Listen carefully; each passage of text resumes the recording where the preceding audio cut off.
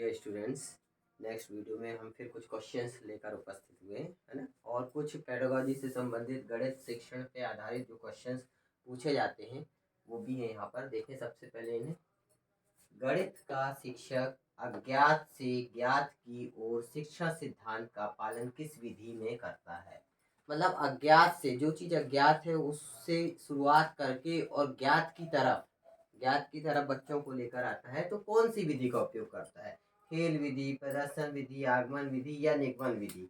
तो कौन सी विधि होती है वो, आगमन विधि। अज्ञात से ज्ञात की ओर, और ज्ञात से अज्ञात की ओर हो जाएगा तो वो कौन सी विधि हो जाएगी, निगमन विधि हो जाएगी वो। ठीक है, फिर कौन सी विधि देखो, सुनो और समझो के सिद्धांत पर आधारित है। देखना है, सुनना है और समझना है। तो प्रयोगशाला विधि, प्रदर्शन विधि, विश्लेषणात्मक विधि और संश्लेषणात्मक विधि। जैसा कि नाम ही से स्पष्ट है ना, देखो सुनो और समझो। प्रदर्शन, किसी भी चीज का प्रदर्शन हम करते हैं ना, उसको देखते हैं, सुनते हैं, समझते हैं क्या बताया जा रहा है, तो प्रदर्शन विधि हो जाएगी यहाँ पर। फिर नेक्स्ट, गणित शिक्षण का महत्व है। गणित शिक्षण का तो सभी चीजों में महत्व हो, विज्ञान में हो, है ना, फिजिक्स हो, केमिस्ट्री हो, किसी में भी, सब में गणित का उपयोग है। समुदाय में हो, समाज में हो, है ना, बिना गणित के तो हम कुछ ही कर ही नहीं सकते। सिद्धांत एवं तर्क में कि बच्चों में तर्क शक्ति का विकास होता है, और उपरोक्त सभी दिया है। मतलब गणित शिक्षा का महत्व में क्या आ जाएगा, उपरोक्त सभी आ जाएगा। ठीक है, फिर एक और ये अच्छा क्वेश्चन है, गणित तर्क सम्मत यथार्थ कथन तथा सत्य बोलने की सामर्थ्य प्रदान करता है। गणित तर्क सम्मत यथार्थ कथन तथा सत्य बोलने की सामर्थ्य प्रदान करता है। निम्न में से किसका कथन है, तो ये किसका कथन है, डटन का। किसका कथन है, डटन का। तो ये कुछ क्वेश्चंस थे, इन्हें देखिएगा आप लोग। अब हम कुछ प्रश्नों को सॉल्व करेंगे यहाँ पर।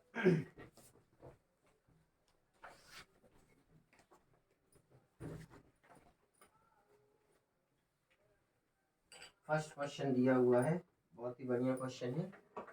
एक वर्गाकार मैदान के चारों ओर, वर्गाकार, वर्ग के आकार, ठीक है, ये हो गया एक वर्गाकार मैदान।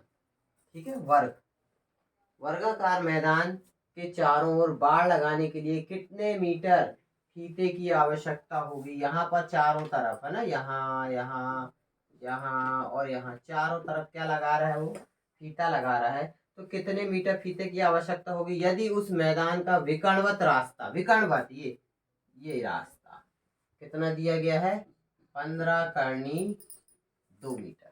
अब चूंकि ये वर्ग है और हम जानते हैं वर्ग के विकर्ण की लंबाई, वर्ग का विकर्णवत रास्ता कितना दिया है, 15 करनी 2 मीटर दे दिया गया है। और वर्ग का जो विकर्ण होता है उसकी लंबाई क्या होती है, a करनी 2 बराबर 15 करनी 2। करनी 2 से करनी 2 कैंसिल, तो a बराबर 15 मीटर। मतलब वर्ग की भुजा निकल आई है। क्या निकल आई, वर्ग की भुजा। आगे प्रश्न में क्या बोलता है, एक वर्गाकार मैदान के चारों बाड़ लगाने के लिए। अब ये तो भुजा निकल आई, ये अब हम जानते हैं वर्ग की चारों भुजाएं बराबर होती हैं, ए। अब हमको यहाँ यहाँ यहाँ यहाँ चारों तरफ फीता लगाना है। मतलब ये क्या हो गया, चारों, ये हो गया वर्ग का परिमाप। क्या हो गया, वर्ग का परिमाप। तो हम जानते हैं वर्ग का परिमाप क्या होता है, 4a, 4 गुणित भुजा की लंबाई, या 4 गुणित a का मान कितना आया, 15, 15 चौको 60 मीटर।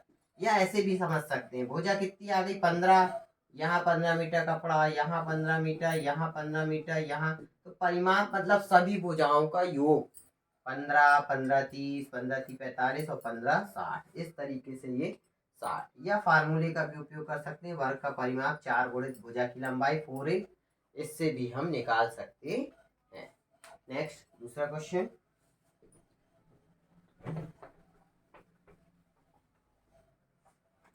यदि कागज की 18 सीटों का भार 50 ग्राम है। कितनी सीटों का भार, कागज की जो 18 सीटें हैं उसका भार क्या दिया है, 50 ग्राम। ठीक है, 50 ग्राम भार जो है वो कितनी सीटों का है, 18 सीटों का। ठीक है, उसी कागज की कितनी सीटों का भार 3 सही 3/4 किलोग्राम होगा? 3 सही 3/4 किलोग्राम। अब 3 सही 3/4 किलोग्राम कितनी सीटों, मतलब सीटों की क्या ज्ञात करना है अपन को? संख्या। तो यहाँ पर देख रहे हैं हम 18 सीटों का जो भार है, 18 सीटों का जो भार है वो कितना दे दिया गया है? 50 ग्राम दे दिया गया है। ठीक है, यह 50 ग्राम भार जो है वो कितनी सीटों का दे दिया गया है? 18 सीटों का। और हमको कितने किलोग्राम भार की सीटों की संख्या ज्ञात करना है? 3 सही 3/4 किलोग्राम, मतलब 3 चौक 12 और 3 15/4 किलोग्राम। वेट इतना होगा कागज की सीटों का। हम जानते हैं 1 किलोग्राम बराबर 1000 ग्राम। इसको ग्राम में कन्वर्ट कर सकते हैं हम। ये हो गया। तो इतने ग्राम कागज में कितनी सीटें बनेंगी? तो हम देख रहे हैं 50 ग्राम भार, 50 ग्राम भार में कितनी सीटें हैं?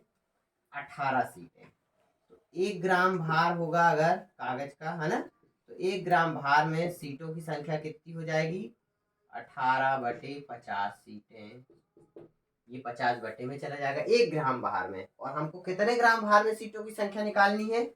इसलिए 15/4 गुणित 1000 ग्राम भार में, तो कितनी हो जाएगी? बराबर 18/50। और ये इसका गुणा हो जाएगा 15/4 और गुणित 1000।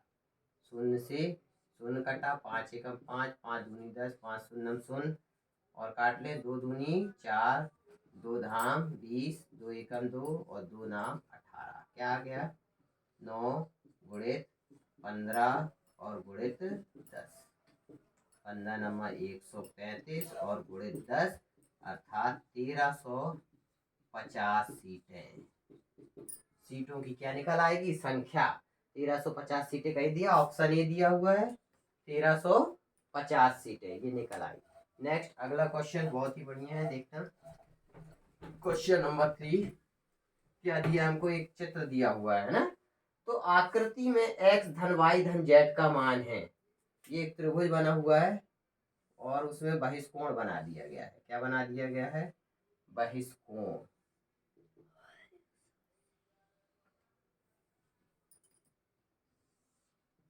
और बहिष्कोण का मान ये दे दिया गया है x, ये दे दिया गया है y और ये दे दिया गया है z। ये एक त्रिभुज है ना, ए बी सी मान लें हम।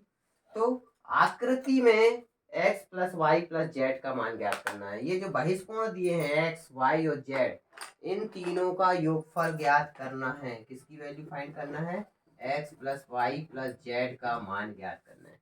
अब ये त्रिभुज है, हम जानते हैं त्रिभुज के तीनों कोणों का योग, तीनों अंतः कोणों का योग 180 अंश होता है। अंतः कोण है ना, ये इसको मान लिया 1, ये 2 और ये 3, अर्थात angle 1 plus angle 2 plus angle 3 बराबर 180। लिखते ना अपन, कोण ए प्लस कोण बी प्लस कोण सी बराबर 180। तो वो अंतः कोण होते हैं, angle 1 plus angle 2 plus angle 3 बराबर 180। अब यहाँ पर देखो, ये जो है क्या है? ये बहिष्कोण का मान है। तो एक बहिष्कोण प्रमेय होती है। क्या होती है बहिष्कोण प्रमेय?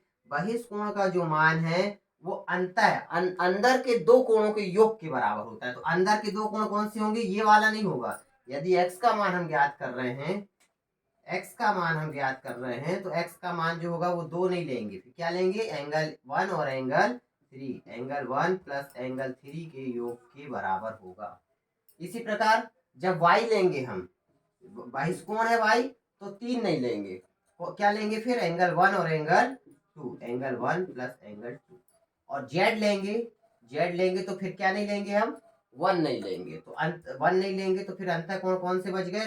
2 और 3। तो z बराबर एंगल 2 प्लस एंगल 3। इस तरीके से जो बहिष्कोण का मान है वो अंदर के दो कोण, सुदूर दूर है ना, मतलब दूर है, मतलब यहाँ ये 2 ना लेके 1 और 3 के योगफल के बराबर होता है।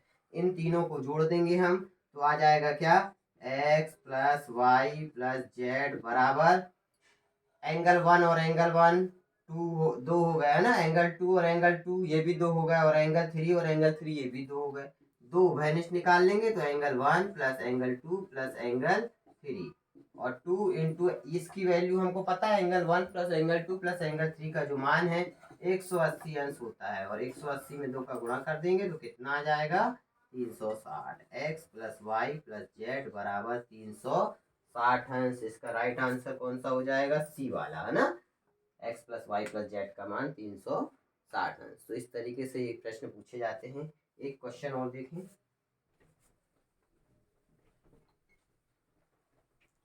ये भी अच्छा क्वेश्चन है। लुप्त पद ज्ञात करना है। क्या करना है हमको, लुप्त पद। ये इस तरीके से फिगर बना हुआ है,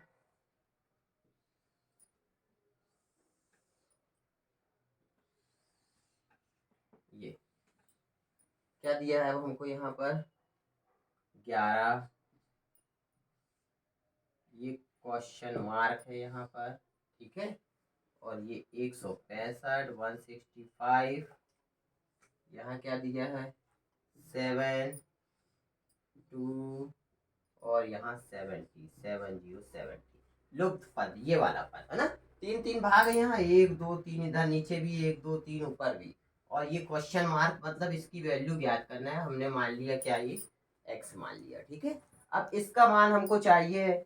अब यहाँ तो पूरा तीनों भरा है, लेकिन यहाँ पर x अज्ञात है। तो देखो यहाँ किस तरीके का संबंध बन रहा है ये हम देखेंगे। 7 और 2 और ये 70, किस तरीके से इसको सॉल्व किया गया है कि 70 आए, ठीक है। तो हम देखते हैं, यदि 7 और 2 का इंटू कर दें अपन,